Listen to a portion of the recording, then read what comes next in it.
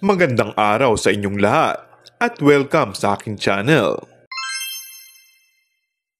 Sa hindi inaasahang pagkakataon, ay nagkaroon ng pagkaantala sa espesyal na anunsyo ni Kim Chiu at Paolo Abilino sa programang It's Showtime ngayong araw dahil sa lagay ng panahon. Ngayong araw sana nakatakda ang big announcement para sa madlang people. Sayang naman at excited pa naman ang lahat kung may aaminin ba daw ang dalawa.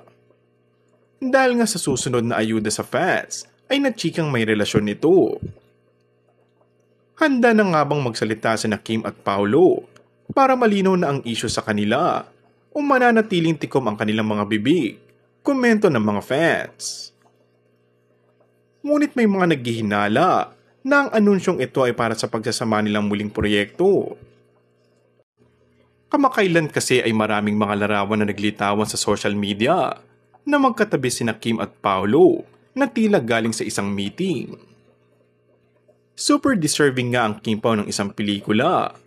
Super deserving ang Kim Pao fandoms na maging totoo ang pinapangarap nilang pelikula at tinitiyak nilang magtatagumpay ito sa takilya.